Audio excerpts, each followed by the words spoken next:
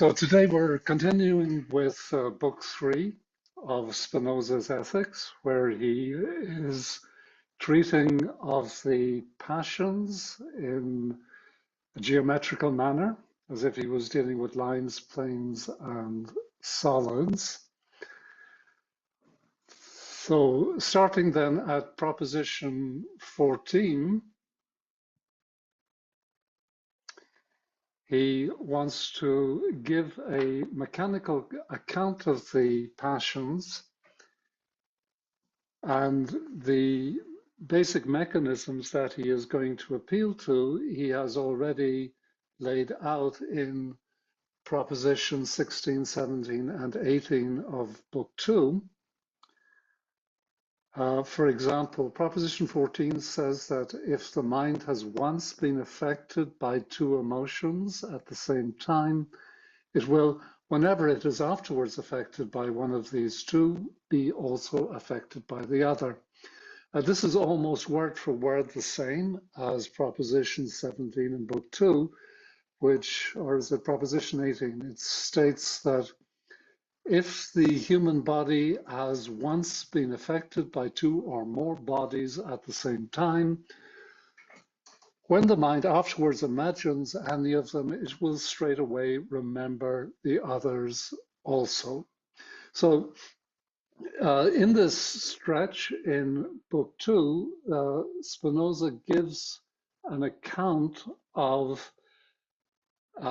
memory, imagination, and a semi-mechanical account of how ideas come to be associated in the mind. So I begin just by recapitulating that material briefly. Remember that for Spinoza, the mind is the idea of the body. The mind and the body are two ways of looking at one and the same thing.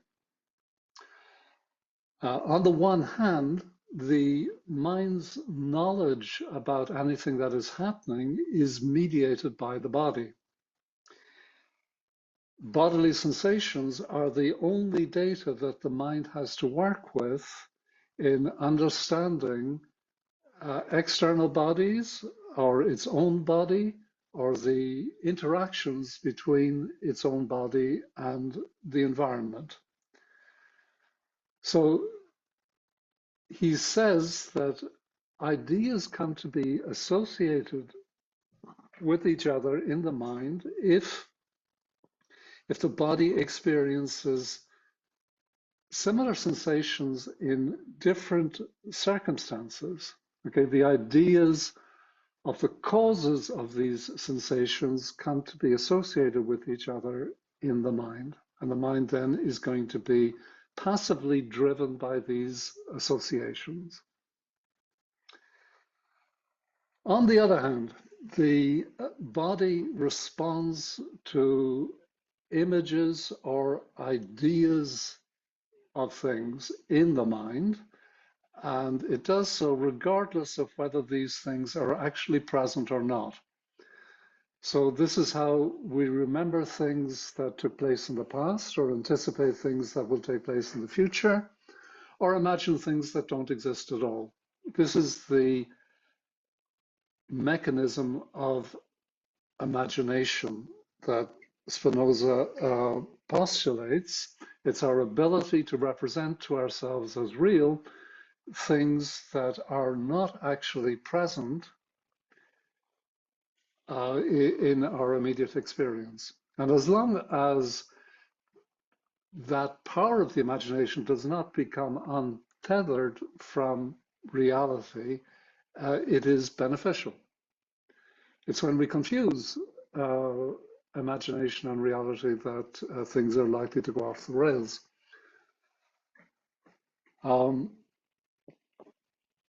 So memory, then he explains by invoking both mechanisms.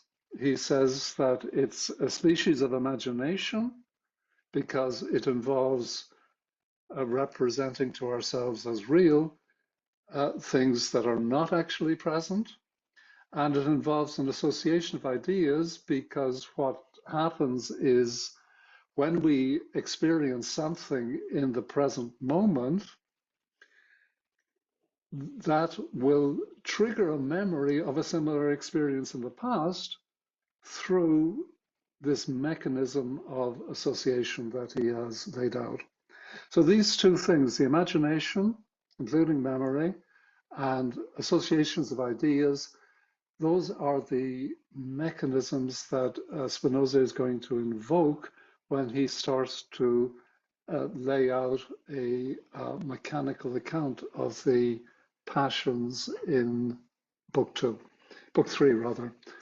And remember, in book three, he's only talking about passions. He's asking us to engage in a thought experiment to imagine a mind that is incapable of adequate ideas, okay, meaning that it can't make correct causal inferences between things.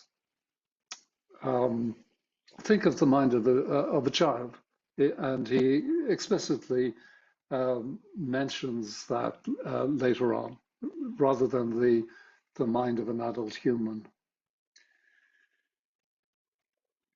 So we have this mechanism of association of ideas which will run unchecked if reason is not there to moderate it.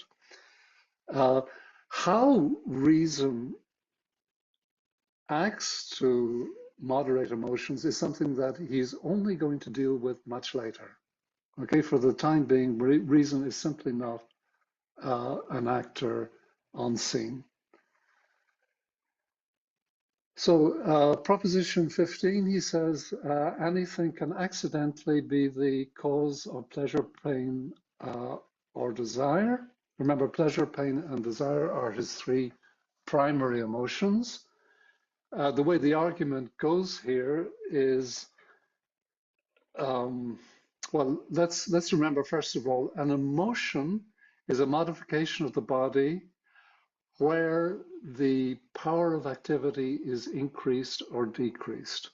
So imagine that on the one hand, you have an experience which is an emotion, and on the other hand, you have an experience of something else, not an emotion, not involving this increase or decrease in the power of activity, but which is associated in the mind with the emotion because the bodily sensations are similar.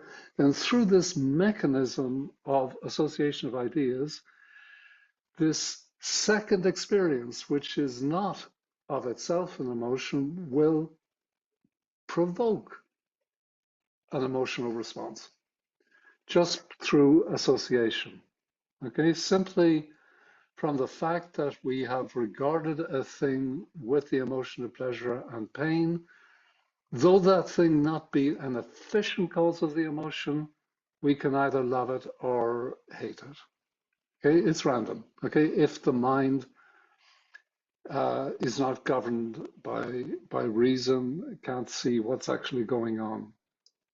Okay, hence he says we understand how it may happen that we love or hate a thing without any cause for our emotion being known to us. So he continues on to draw several other conclusions from this propensity to form random associations of ideas, simply from the fact that we conceive that a given object has some point of resemblance with another object, which is wont to affect the mind pleasurably or painfully. We shall still regard the first named object with love or hate. So he's just reiterating the same point. This then extends to an explanation of how we come to experience conflicting emotions. He says, if we conceive that a thing which is wont to affect us painfully has any point of resemblance with another thing which is wont to affect us with an equally strong emotion of pleasure, we shall hate the first named thing. And at the same time, we shall love it. Okay? The propensity of love and hate to alternate with each other, he is going to explain at greater length later on. He calls this phenomenon vacillation. He says it stands to the emotions in the same relation as doubt does to the imagination. We'll come back to that. But the main point here, the perspective that he's emphasizing, is that the human body and most bodies are composed of a variety of individual parts. That means that body A, if it's interacting with body B, typically it can be affected in a variety of different ways because it's made of a variety of different parts. And conversely, body B, if it's made up of a variety of different parts, is going to be able to affect body A or the parts of body A in a variety of different ways. So many different emotions are capable of arising in the human body at the same time. Remember that for Spinoza, this is going to come up several times. Okay, Spinoza does not view us as unitary beings. Okay, we are composite bodies. Our minds are composites of different ideas and drives and so forth. And these composites are not a priori coherent with each other. They need to be harmonized with each other for human flourishing to take place.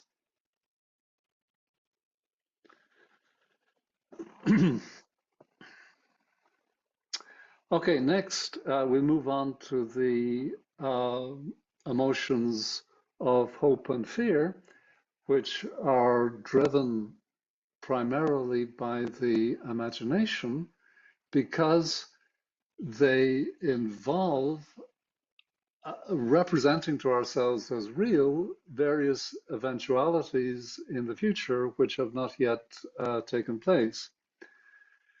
So he begins by saying that a man is as much affected pleasurably or painfully by the image of a thing past or future as by the image of a thing present. This is the power of the imagination to affect the body.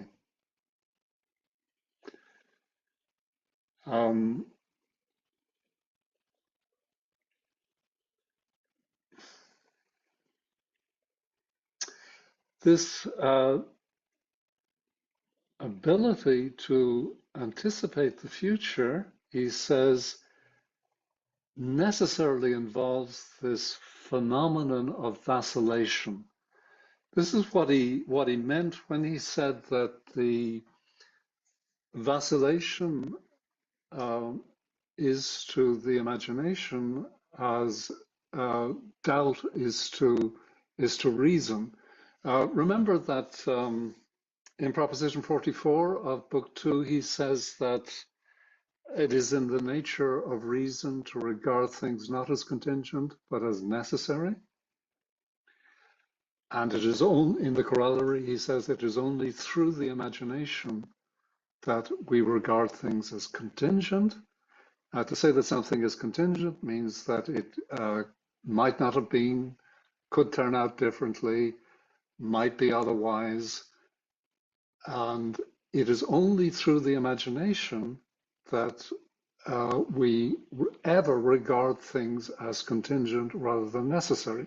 So when we're imagining future scenarios, there is a sort of intrinsic doubt that's built into that imagining, okay?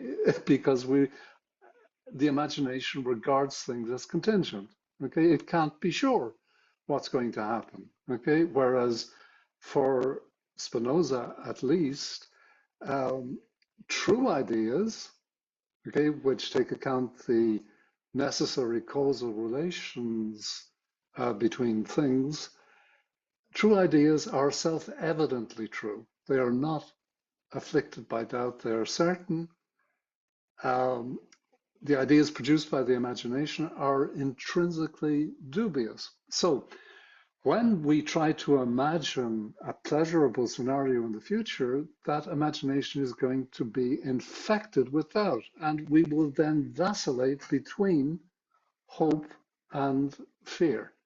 So this is his explanation of hope, fear, confidence, despair, joy, and disappointment. So hope is nothing else but an inconstant pleasure arising from the image of something, future or past. It may the situation we're concerned with may already have taken place in the past, but we are ignorant of the outcome, whereof we do not yet know the issue. Okay, so fear and then constant pain. Okay, because we're imagining a different scenario. And uh, if because it's a product of the imagination, it's infected by doubt, we vacillate between hope and fear. So for Spinoza, hope is an afflictive emotion, a sad or painful passion, quite contrary to the conventional picture of hope as a theological virtue. He's, I think, motivated in large degree to try to liberate his contemporaries from fear of death and fear of the afterlife. In the medieval mind and in Calvinist Holland in the 17th century, this fear was, I think, a major problem. At least Spinoza would have seen it in this way. So he says, hope becomes confidence and fear becomes despair if the element of doubt is removed.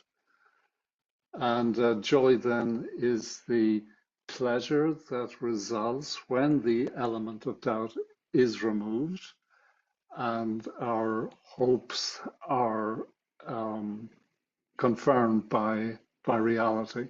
Similarly for disappointment.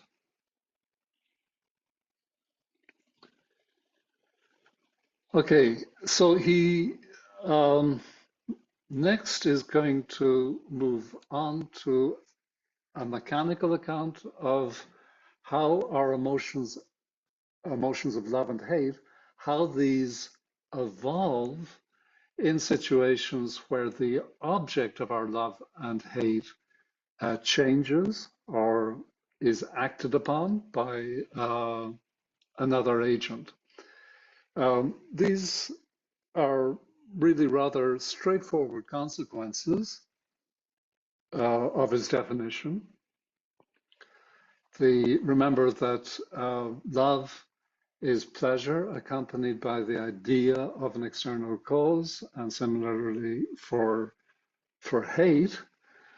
So when he says here in Proposition 19, he who conceives that the object of his love is destroyed will feel pain, okay? Because that's the end of his pleasure of love. And if he conceives that it is preserved, he will feel pleasure. Similarly, if he conceives that the object of his hate is destroyed, he will also feel pleasure. So there's something peculiar that happens here with this locution, he who conceives. He who conceives. If you look at the subsequent propositions, you'll find that there's a whole string of them which begin in the same way. And if you look at the Latin text, you find that the verb that Spinoza actually has used here is to imagine. But Elwes translated imagine as conceive for a good reason. When Spinoza uses the word imagine, he's talking about conjuring up an idea of something which may or may not be present, which may be real or fictitious. Whereas when we use the word imagine in English, we typically are referring to something fictitious. And it would be misleading in this context, okay, to translate imagine by the Latin word imagine by the English word imagine, because it applies this proposition as much to a situation where the object of love really is destroyed rather than merely imagined to be destroyed. Okay, so moving on, proposition 21, it's just a more general version of proposition 19. He who conceives that the object of his love is affected pleasurably or painfully, rather than being completely removed or destroyed, will himself be affected pleasurably or painfully, okay? Because if you are experiencing pleasure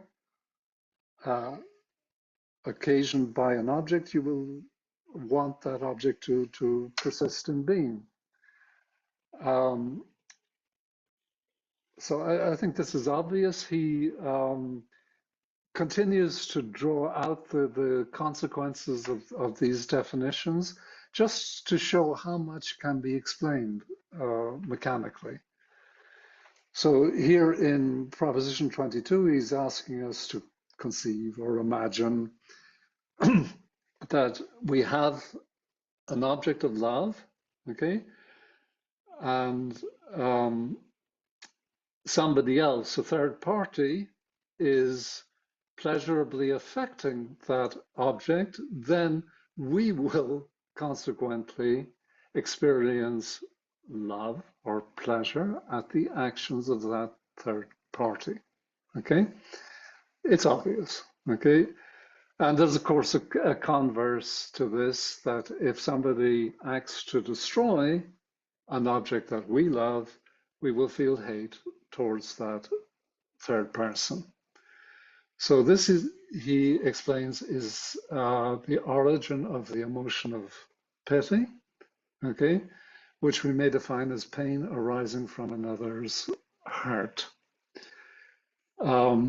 Pity, because it's a sad passion, an afflictive emotion, is going to be excluded by Spinoza from the virtues, which are the active emotions.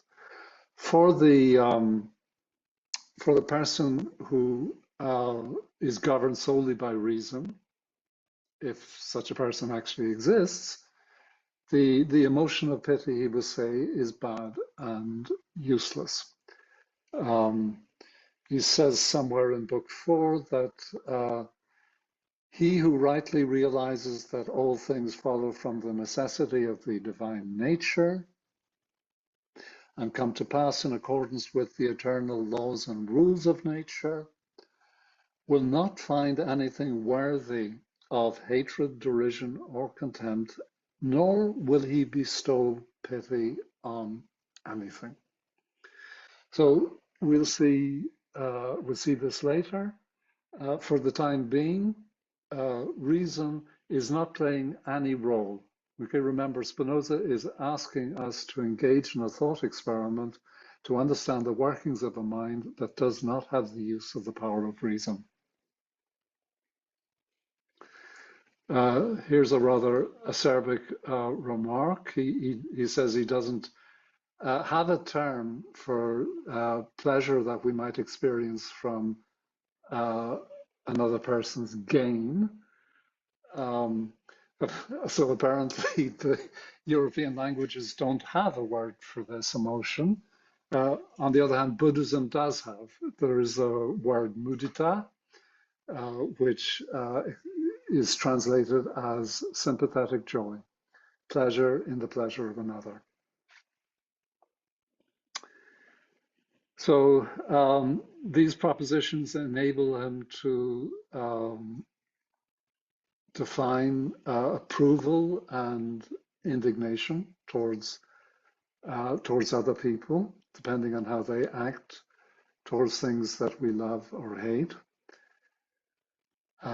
He also says that we not only feel pity for a thing which we have loved, as in the proposition, but also for a thing that we have hitherto regarded without emotion, provided that we deem that it resembles ourselves, as I shall so show presently. So after this sequence of propositions, which we will terminate with today, there will be a sequence of propositions about the emotions that arise from imitating the emotions of others.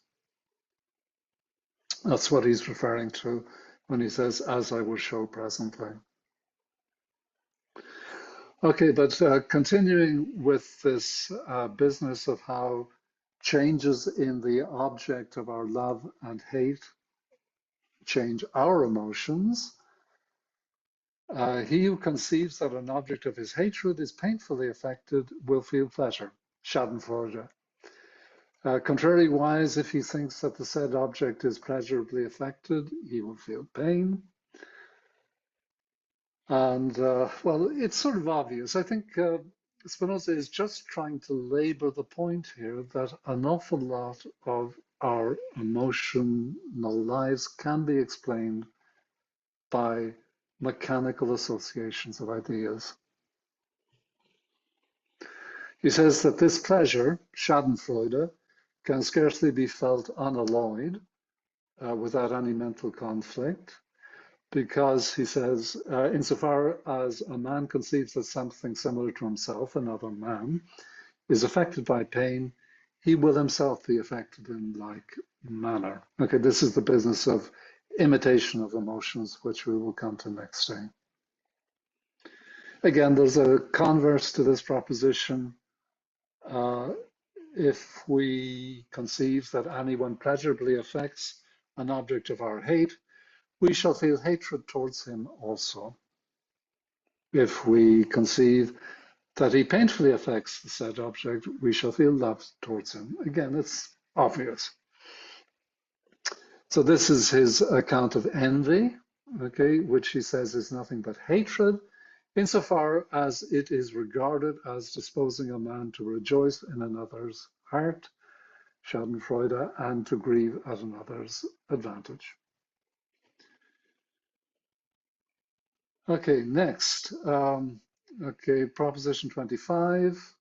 Remember that he says around Proposition 11 or 12 that the mind endeavors to conceive or to imagine those things which increase its power of activity. So a consequence of that is going to be that we endeavor to affirm concerning ourselves and concerning what we love, everything that we can conceive to affect pleasurably ourselves or the loved object. And contrariwise, concerning things that affect us painfully or affect the loved object painfully. Okay, again, it's obvious, okay?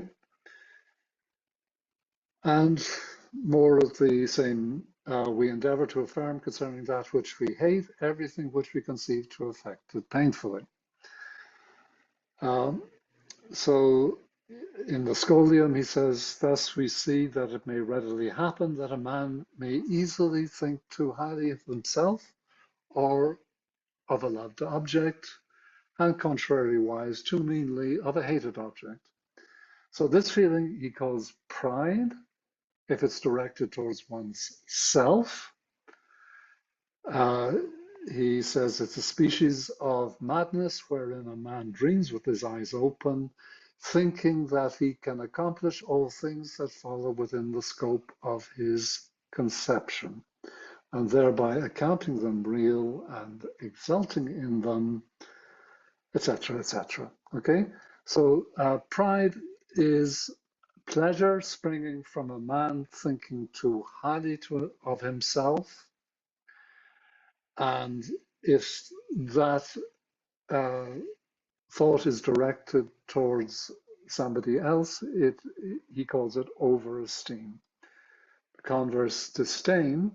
So pride, insofar as it is not grounded in reason, okay, is a passive emotion for Spinoza. But we'll see later that pride, which is grounded in reason, okay, he gives a different name to it. He calls it self-approval. And as the ethics proceeds, we're going to see that that occupies a more and more important place. Eventually, he's going to say that it is the highest self-approval, is the highest object for which we can hope. And it comes from a true conception of ourselves as being in God and following from the necessity of the divine nature. And that only becomes manifest in Book 5. He doesn't mention humility here, okay, but he will later. It's the obverse of pride, the self-abasement, that version of humility as manifested by, say, Uriah Heep, the Dickens character. That's a sad, afflictive emotion, okay, if it's not based on a realistic understanding of ourselves. Whereas humility, based on a realistic understanding, well, is a virtue, even if it's not a particularly pleasurable one. So for today, we've looked at some fairly easy mechanical consequences of the definitions that we saw last time, where the objects of our emotions were, well, they could be anything at all, not necessarily people. Things are going to start to get complicated once he starts to consider emotions, loves and hates, hopes and fears, whose objects are other people, who in turn have emotions of the same kinds directed towards us. So we'll start to unfold that next time.